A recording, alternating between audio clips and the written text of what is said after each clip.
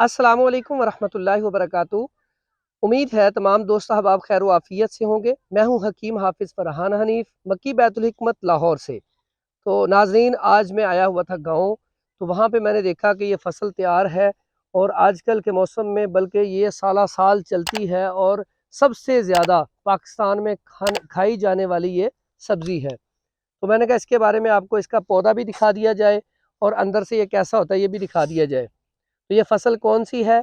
ये है आलू की फसल और इसके फ़ायदे के ऊपर भी बात करेंगे। हमारी वीडियो को देखते रहिएगा। पहले मैं आपको ये दिखा दूं कि पौधा कैसा होता है, इसके अंदर फल कैसा होता है। ये देखें जी, ये दिखाएं जी, ये देखें जी, ये इसका पौधा है।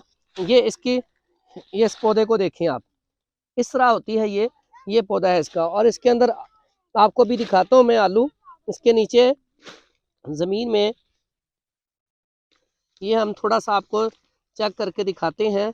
लाएं जी, कैमरा ऊपर लाएं जी, ये देखें जी, ये देखें जी, ये नीचे से इसके आपको आलू दिखा रहा हूँ मैं फ्रेश।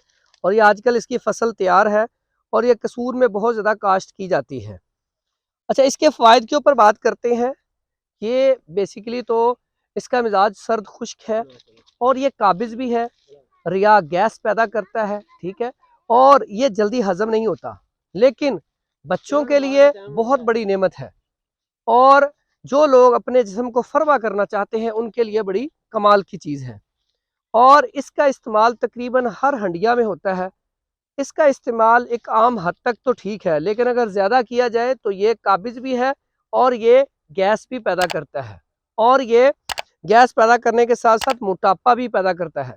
जो लोग मोटे हैं वो इसको इस्तेमाल ना करें और जो लोग स्मार्ट हैं वो आलू का इस्तेमाल ज़्यादा किया करें। इससे जिस्म फरवा होता है और ये तकरीबन हर सब्ज़ी में डल जाता है और ये मज़ेदार भी होता है और खाने में लजीज भी होता है। तो और ये देखें जी, आज हमने आपको ये आलू की फसल भी दिखा दी, पौधा भी दिखा दिया, ये ठीक है।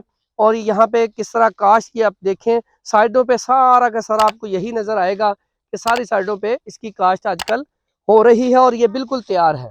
दुआओं में याद रखिएगा। हकीम हाफिज़ फ़रहान हनीफ़। अस्सलामु अलैकुम वरहमतुल्लाहि वबरकातुहू।